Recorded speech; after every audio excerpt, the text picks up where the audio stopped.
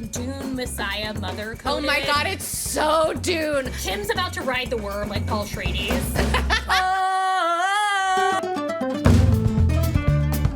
Welcome back, everybody, to And Just Like Yap. I'm Caroline. I'm Andi. And we are here to recap episode 2 of All's Fair. We now pick up, we see Liberty and Emerald were found with the golden goose egg in the library. I know, I was like, what on earth? What?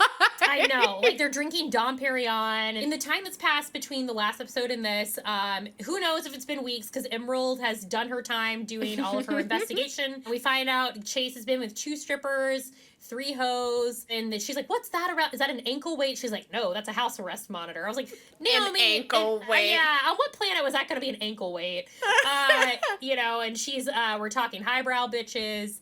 And we find out more about details about Emerald's sons, that they are now helping her with the investigation stuff. And Elijah got her an AI reverse image search app. One of them helped her access to the router. And we find out that Chase has several burners. So now she's going to geo-track his location. I'm like, what can't Emerald do? And Liberty asked the question, I think that is like fair to ask. And she's like, are all men complete assholes in the end? And because we can see we're starting to get a little bit more of a window into Liberty's character here, in that she has her walls up, and Emerald's like, well, you asked me why I had my boys with a sperm donor. And we find out Liberty's dating a man alluded to named Dr. Reggie. She's like, if you mess this up with Dr. Reggie, he's one of the good ones, and you said the dick was good.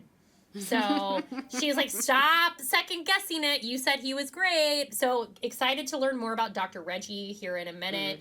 But that sort of like tells us a bit more about both of these characters. So I'm glad we're getting to flesh them out a little bit, because episode 1 obviously was very like heavy on Allura. So we're finding out a lot more about the 2 of them now. And frozen Dina Stanish. It's like she was like they like put another suit on her. The hair is the exact same. Like it's just like it's very Lisa Rinna wig. Like it's just band is back together again. The gals are hugging. We find out Allura has brought Dina in to be her representation in her divorce with Chase. I was like, great, perfect way to bring her back in. Love this. Yeah. Love it. And she's like checking in, like, you called all the best divorced barracudas in town to make sure they wouldn't represent him. They're like, of course, we did that. She's like, but please tell me someone called Carr. Fatal mistake. You gotta call Carr. Everybody's forgetting Carr.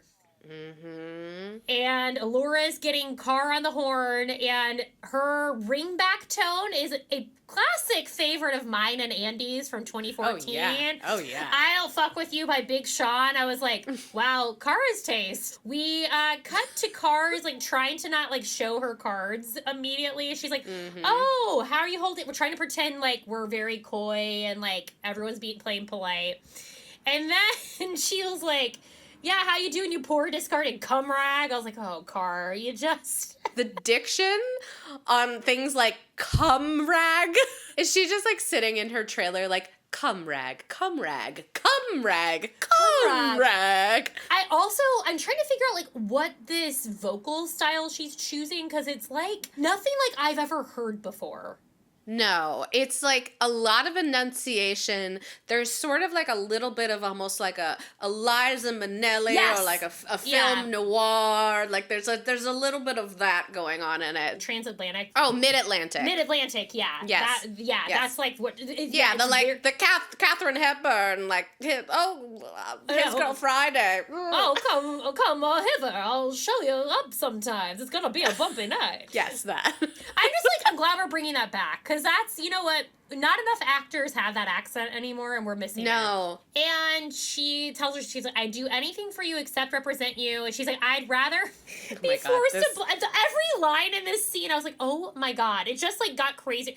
She'd rather be forced to blow Priest with chlamydia. And then we get the reveal. Guess who's here with me right now? None other than scumbag himself, Smith Jarrett Jr. Chase, is just like sitting there, like his legs spread so wide.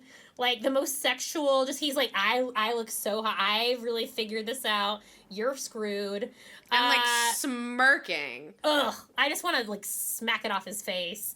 And she's like, tell her bye, Allura. He's like, Bye-bye. Again, another insane line reading. I don't understand why he's so mad at her.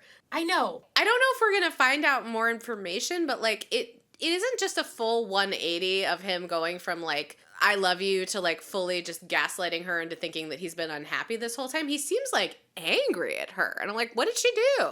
I know. And also it's like, to this point, for all of like the information we're starting to get, it's like, this man was openly cheating with her left, right, and center. Yeah. Like, what on, how do you even think you have a leg to stand on in this divorce? Like, I don't understand. No idea. And we cut to Car ends the phone calls ever with the nicest of sweet nothings. See you in court, cunt burger.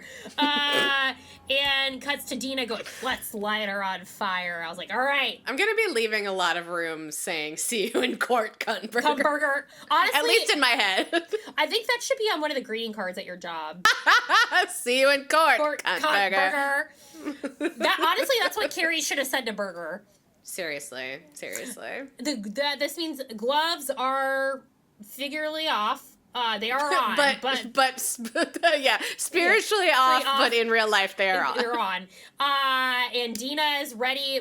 I'm excited to see Glenn really like pop off here. This is just like, again, for both her and Sarah Paulson to get to see these two face off. I was like, this is very fun. Yes. This is a good duo to see, like, just at odds. Yeah, I mean, the whole show, it was created by Ryan Murphy. As far as I am aware, mostly written by men, and I'm assuming gay men. So, like, the whole thing, you know how the post-colon title of Angels in America is a gay fantasia on national themes? This is just a gay fantasia, end of sentence. I always want to be in a gay fantasia, so happy to be here. This is where we thrive, honestly. We cut to our new case of the episode. It is one Jessie Spano, Elizabeth Berkley. Happy to see her. Showgirl fame, Saved by the Bell. I'm so excited. But we find out, obviously, she is here because she needs to get a divorce. She was like a scientist that invented some product that's like stronger than steel. Who's to say? I don't know the science in this. Genius casting. We find out her husband. Okay, do you know the background of Eddie Ciprian? You might when you're refreshed. This was, Brandy Glanville's husband who did the Lifetime movie with Leanne Rimes, and they cheated, and then that's like who he left Brandy for.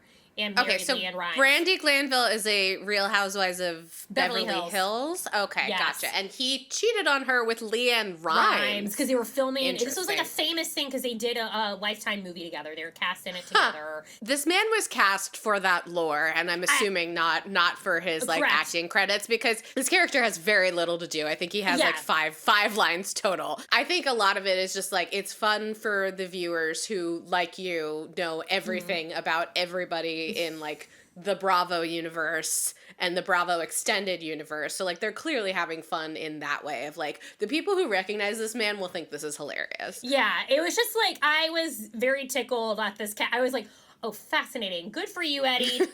We find out Elizabeth Berkley was the brains behind the operation and he was the business, and they start a million companies. They're like very successful.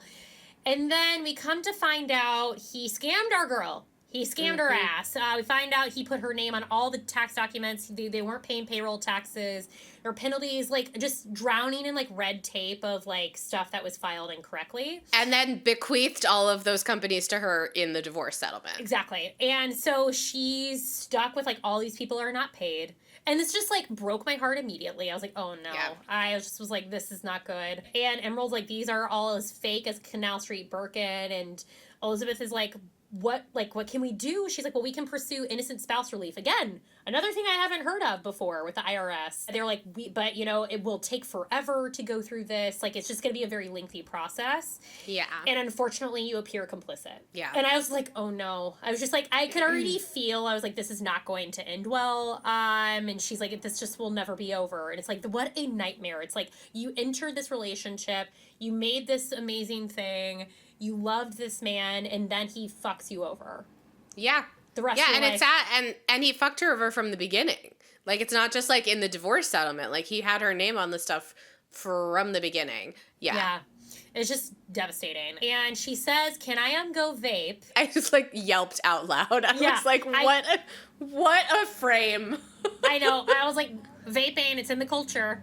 It is. And then unfortunately, so she goes out behind them into that terrace to go vape, and she jumps off the building.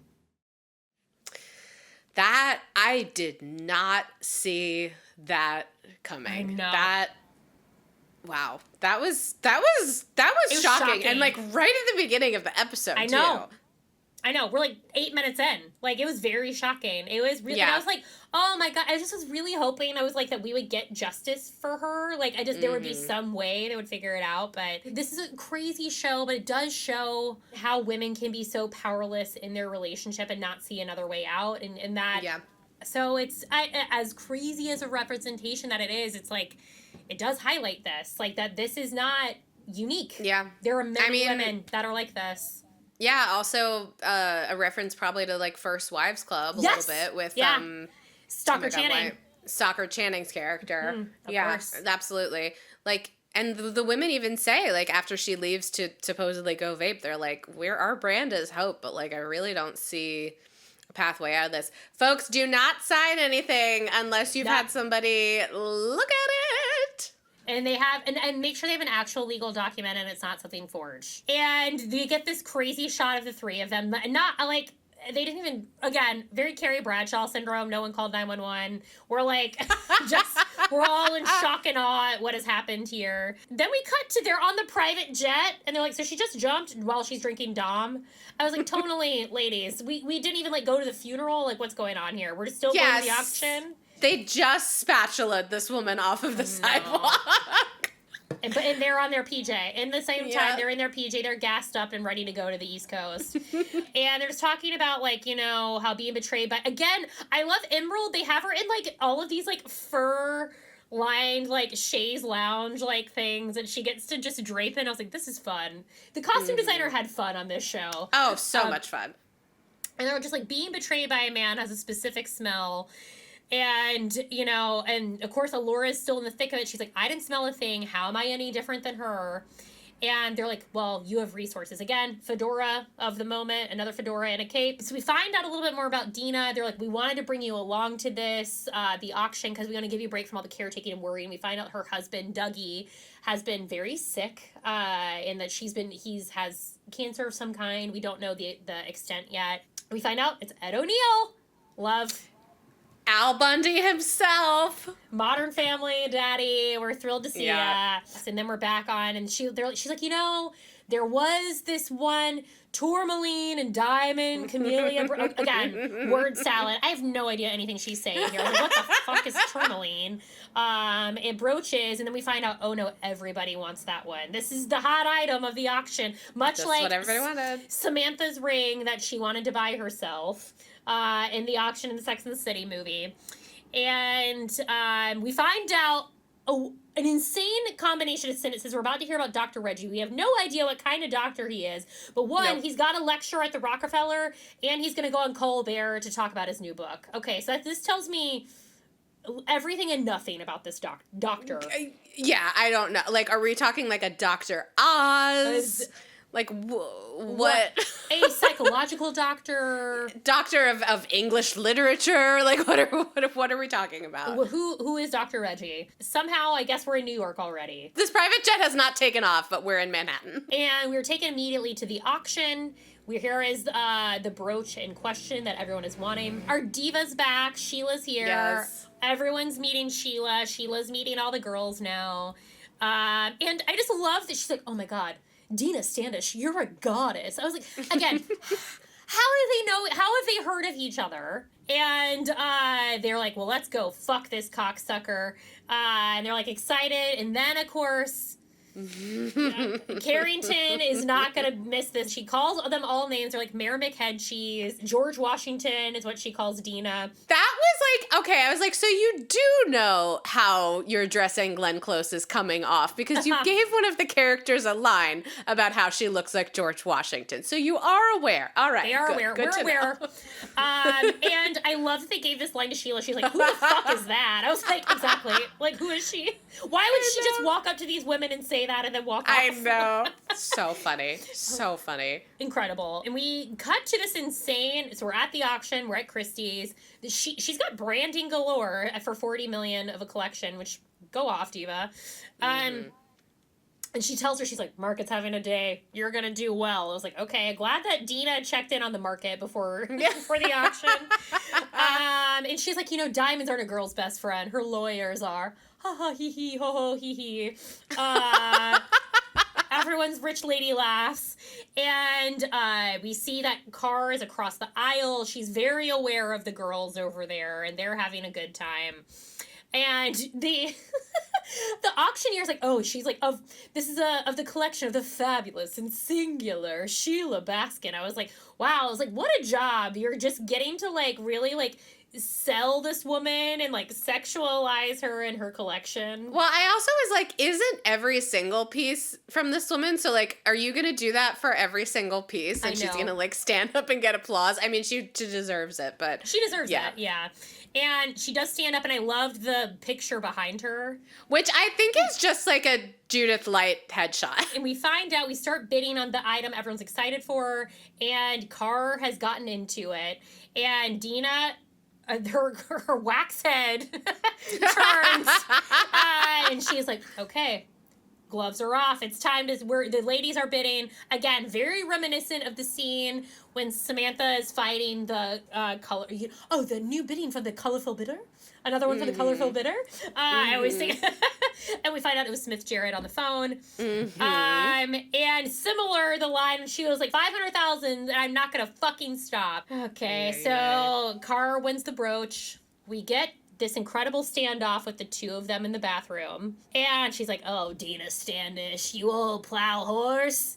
And we find out, she tells her, Laura is my client now. Again, another dig at Car. She will never be good enough. Dina will never love her. And then we get the line of the episode. Car, do you ever think how much happier we'd all be if your mother swallowed?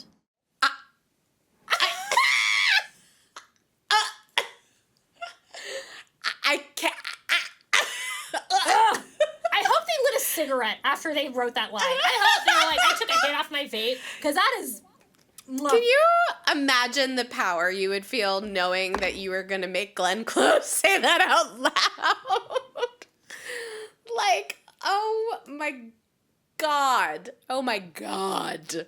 Yeah. Wow. I will say once again, though, like, yes, we got that flashback of, like, anywhere between 10 and 40 years ago. But I don't know. Like, I don't know why there's this much animosity between the two of them. And it did kind of seem like Dina was kind of, like, just very, like, rude to Car, having been her mentor, supposedly. I wonder if we're going to get more, because what we did get is kind of unsatisfying. Like, I'm still pleased with all of this horrible, evil banter between the two of these women, but, like, I don't fully understand what it's based in. Okay, here's my prediction and my hope is that we'll get, like, a bottle episode that's from Car's POV, and we get a flashback of, like, all of Car's backstory. Yeah, that feels right. Right. I think, hopefully, we're going to get an episode like that in our future, and then that sort of, like, fills in the gap of everything. That would be the right choice. Yeah, Ryan Murphy. Ryan? Hello? Ryan, are you on the horn? We got an idea for you. And we cut to Dina's, like, having a celebratory martini at the bar, and Oliver from the auction appears. And he's like, you threw that auction, didn't you? Didn't mean to have that in there twice. And he's, like, looking at Dina. Like, he's got eyes for Dina. And I was like, okay, girly, I love this. And he's like, when she's like, well, how did you know that? He's like, well, you escalated your bid to a price that would hurt, and then you backed off immediately. I was like, okay, this is kind of hot. This is kind of a hot back and forth here. And he says, like, she's like, how do you know? He's like, I'm good at women. I was like, okay, Oliver, we are very forward in this entire interaction. And he's like, he's been a fan of hers sometime. How? Is it like a pack of trading cards of like powerful lawyers that you guys are collecting? Like, what are you talking about? And he's like, I also know that you're only in town for one night. After she's like, I'm married. And that tells her, leaves it open for her to come up to his room. Mm-hmm. I was like, okay, get it, Dina. I was like kind of into this whole interaction. In the same way that you said when we did the preview recap, like, good on the Ryan Murphy universe for casting women of a certain age and creating roles for women of a certain age. Also, like, good on y'all for, like, very clearly through the point of view of this auctioneer character, like, reaffirming what all of us should already know. Glenn Close, at whatever age she is, still hot. 80s. Still hot. Yeah, still very hot. Yeah. Like, remember, we can be sexual in our 80s, 90s. Look at Jane Fonda. My God. Yeah. Jane Fonda. I rest my case. I rest my case. I rest my case. And we meet Dr. Reggie. Dr. Reggie and Liberty are at their 2-year anniversary dinner. And we find out she's like worried he's about to give her an engagement ring. And he's like, don't be freaked out. It's my new regimen. Again, only question marks about him as a doctor. It's like something with Biovin from I was like, this all sounds like a scam. Dr. Reggie, I don't trust you.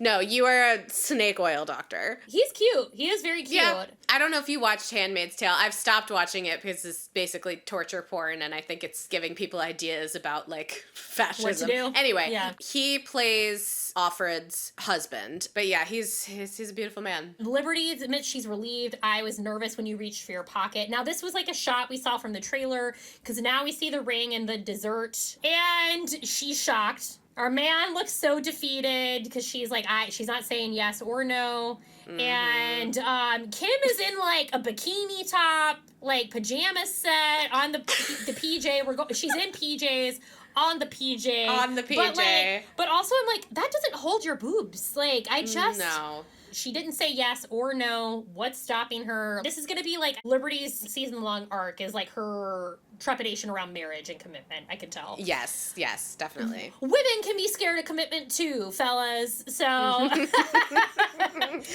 not all just for you. It's not just for you. Women can do it too. And she's like, I'm happy to be flying solo in my 50s. I've got a great career and friends. And it's like, I do appreciate that, but it's also like, Dina, again, now she's like dripping in diamonds in her silk. He knows that in your heart, you're romantic. Like, it's gonna be fine. And she's like, no, you're the romantic. Everyone knows you're the romantic. And we find out her and Dougie, they haven't had sex in 3 years. And it's like, well, yeah, she's caretaking. Like, it makes sense to me, like, that would be the case. And we see a flashback that she went to Oliver's door, and he's, like, so happy to see her. They do kiss. They share a kiss, and it looks pretty good. And then there's a lot of energy in that kiss. There's a lot of very charged. But then she leaves. She's like, I can't do it. And we leave Oliver, it's like in this like long shot in the hotel room.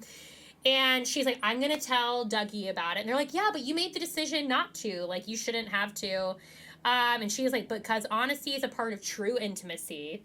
And this triggers her saying that to Emerald, which was where I'm at the end of my part of the episode. That's my cue to spill the beans. And we find out Emerald has found some information about Chase that she needs to tell Allura.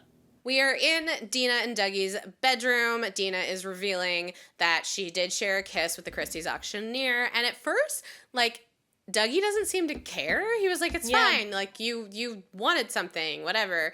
And then she was like, well, I wanted you. Like, you're the love of my life. Like, I was horny, but it wasn't for the Christie's auctioneer. And he's like, I didn't ever picture being so diminished. Like, everything was about size and image, and now I'm sick. And she was like, well, why don't you picture something else? And he's like what? And she was like, how it used to be between us. Like, we would, like, share glances across parties, like, over the shoulders of really boring people. And, like, we were so good together. Like, the intimacy was so strong, so sexy. Like, she is, like, giving the sexy monologue of a lifetime, using stuff from their own life. Know. Like, getting each other aroused by, like, remembering, like, well done. Yeah, and also in general, I was like, I really liked this scene, that I was like, I love hearing an older couple who's been together for, it sounds like decades, and this, like, honest sort of realization of, like, what it is of, like, I'm old and sick and I'm fading. I've never thought about myself like this and like how that can affect you sexually and just like your own identity with yourself. And I was like, man, the two of them are just like such great actors on their own, but like to see them like have this material with the two of them, I was like, this is a like, you know, I think maybe the scene is not the most well written, but because these two are so great, it just made me feel a lot more than maybe I would have with anyone else. Now we have, oh my God. we have given Dina some playful reading glasses. Bedazzled cat eye aviators. I have never seen a pair of glasses like this in my own life. But we are back around the table discussing what happened with Dee, who, as we remember, before we like had a fun excursion to New York City, a woman committed suicide on their terrace. And it turns out her ex-husband did not forge her signature. She signed everything willingly. She just had no idea what she was signing. Then, of course, Liberty, speaking from her own personal fears, is like, was she that blinded by love? And Dina's like, don't make this about you. And then we find out there's been more recon work done by Emerald, and apparently Chase, what did you call him? Smith Jarrett Jr. has been visiting Milan at her home a couple times a week for months. And Allura walks in right in the middle of this and was like, huh? What are we talking about? Who? Where is Chase going? And she is wearing this outfit that you sent me, Dorit from Housewives wore to a reunion. But it looks like very like Dune Messiah mother coded. Oh my God, it's so Dune. I was going to say the same thing. So she's wearing a very Kim K outfit, and she finds out that Chase has been sleeping with Milan. I was just curious, like, is Milan currently at the front desk right now? Same. All the other women are like, Allura, you're being like way too calm about this. Like, why are you not angry yet? We get from Liberty, when are you going to twist off his scrotum and like feed it to him in raggedy bits? Once again, Naomi, I just need you to like let go a little bit more. I need to give you one directing note, which is like, please lose whatever like remaining inhibitions you have and just lean all the way into it like everybody else is doing. I know. It makes me wish, I was like, man, this is when Kim needs her Mexicoma. She's got to go, the gal's got to go to Mexico. Yes, for sure. Yes, absolutely. And then Liberty can Poughkeepsie in her... Yes, Poughkeepsie her pants. And Dina, who's like listening to all of this, is like, oh, revenge, that's it. Like, she has a light bulb go off that like the way that they're going to be able to help Dee, even though she's already dead, is by getting some level of legal revenge. And then she like, as she is like fully, I know this moment, as Dina is fully re-energized and about to leave, is like, by the way, bitch, you need to get really angry. Do you hear me? And then we get, yes, mother. God, Kim Kardashian. I know. Sometimes the way she delivers things is like bone chilling. I know. It's like weirdly so flat and wooden and stiff, and yet bone chilling at the same time. And this is one of those moments. Obviously, this moment has already become like a huge beam. I'm sure this whole setup is going to be a gay Halloween costume for the ages. Yeah. And this also, it with her in like the Dune fit, it was like the yes mother just like landed more too. I was like, I wish that Glenn also had a cape on. I know. Yeah. We're about to go like shoot across the universe to like take over a planet. Like that's what this felt like. Oh yeah. Kim's about to ride the worm like Paul Schrader's. Shai Hulud. You gotta do the little hooks. Yeah. Yeah, we knew. Listen, we all know the logistics of riding a sandworm. We're all familiar. The Dune object work. Liberty gets tunicked up. This is her casual outfit to go meet the boys playing basketball, a little pickup game in the park. And she goes and gets Dr. Reggie, who has managed to leave the restaurant and come back to Los Angeles. And he's like, you didn't need to come all the way down here just because I'm not returning your phone calls. Like, you could have just left the ring at the office. Like, yeah. He's at first not interested in talking to her.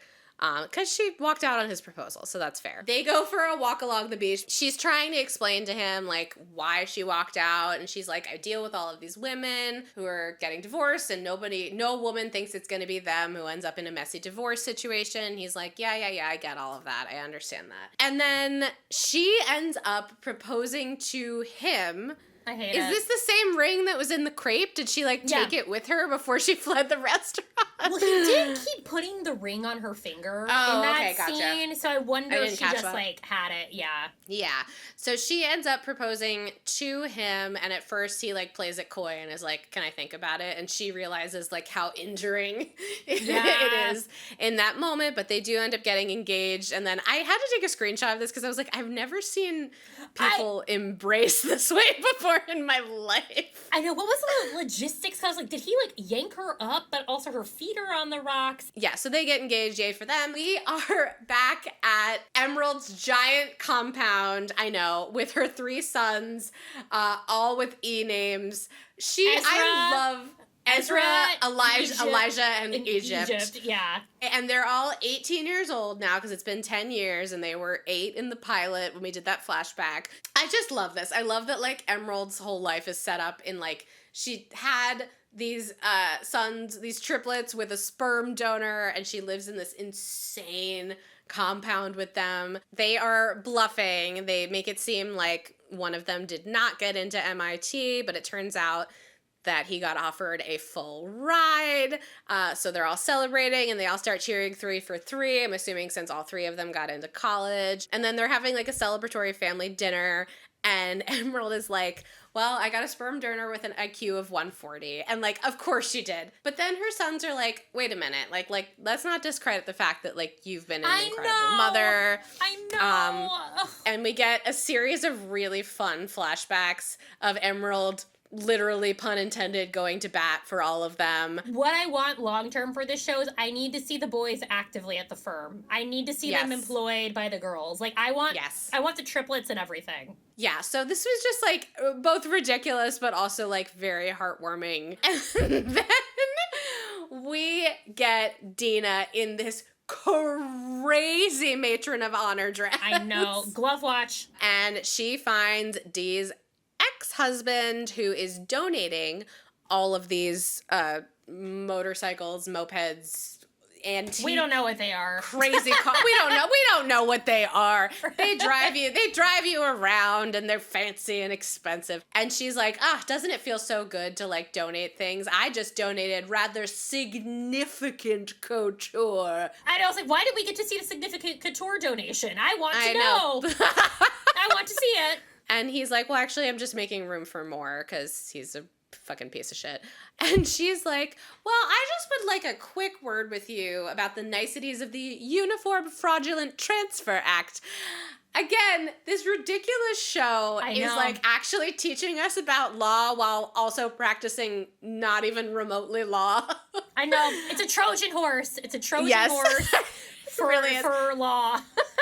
And in an incredible power move, she just opens one of the doors of the antique cars, and like security tries to come for her, and the guy's like, no, just like relax. So they're having this conversation inside one of his cars, and she's like, I already have enough evidence to put you away for 5 years, and any decent forensic accountant, thank you Caroline Nash for introducing me to the concept of forensic accountant via Housewives University, any decent forensic accountant would be able to put you away for another 5. And he's like, okay, well then what do you want from me? And she's like, you're gonna rehire all of those employees, you're gonna like get them like replenish all of their like stock options, benefits, what have you. Get his ass. And all of like Dee's money is going to her sister and her mother. Loved it. And presumably he agrees. Once again, it's not law. We're just doing blackmail, but it's fine. And we're okay with it because this man, she committed suicide. It's fine. Yes. She jumped off a building. I also love that I was like, I felt like the minute they got in the car, I was like, this is like the Titanic when they go have sex in the back of the car. I was like immediately transported to the handprint. I was like, imagine if Dina and Eddie Ciprian have sex in the back of this car. Oh my God. Then we get the much awaited moment that we saw in the trailer. Allura pulls up, and we also have, oh, this Doja Cat song makes me feel like I could run through a wall. Always and forever. Love the song. She pulls up, and she starts lemonading the shit out of Milan's car. She's got the yellow dress. She's got the bat. She is going to town, smashing stuff. Milan comes out and is like, what are you doing? What's going on? And we find out, obviously, this was just like a fantasy that Allura was having, because there is Milan's car still intact in front of this house. That has to be so fun to film that. I can't imagine how much fun that would be. Oh my God, I would love it. You know how many times over the last year I have said to myself, like, I really need to look up a place where I can, like, smash things therapeutically. I know they exist. I haven't done it yet. I also could just take a bat into the alley, but, like... Not the same. I would... not the same. I want a pair of safety goggles and, like, a cute little jumpsuit to be able to, like, take a picture in, you know? Yeah. Maybe we'll do that together when you visit. That would be so fun. I'm actually That would actually be... It might be a nice release. I said it as a joke, but now I think we need to do it. We'll look it up on Groupon. We'll look it up on Groupon. We'll do a Google. We'll do Caroline's still using Groupon, everyone. God, you're unstoppable.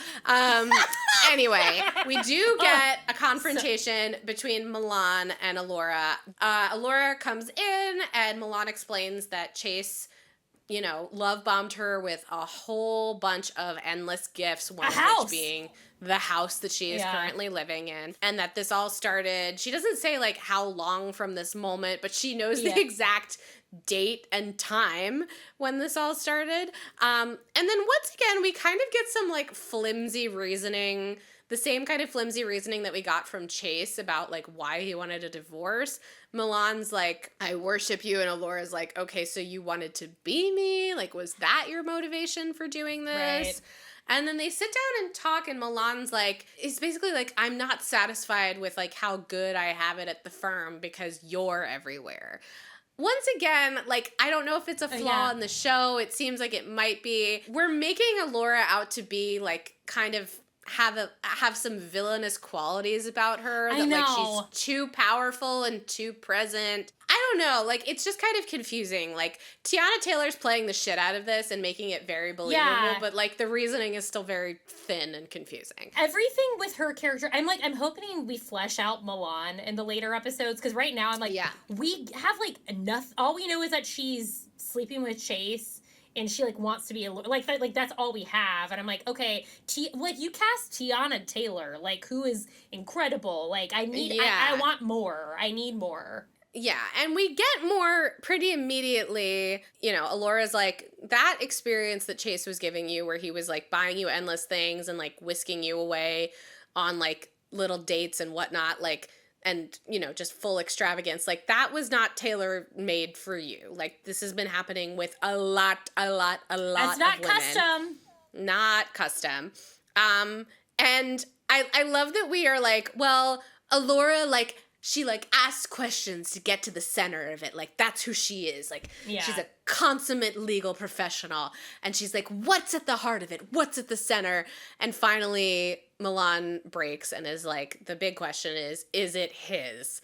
And I was like, oh my God, we have steered directly into the daytime soap iceberg. And we are having a great time. 2 episodes in.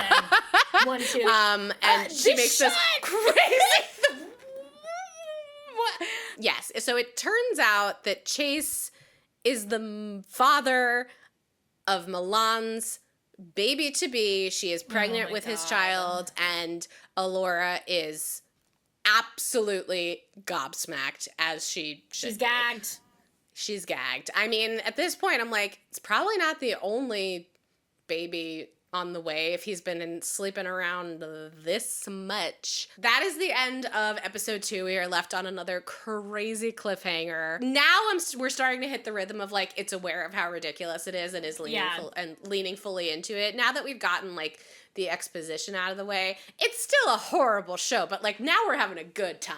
We're having a fantastic time. I having a great time, and these women are having a great time, and I can't wait to see what happens next. Agreed. And we will be back here and telling you what happens next very soon. Please let us know. Were you also absolutely shocked at all of the moments we were shocked about?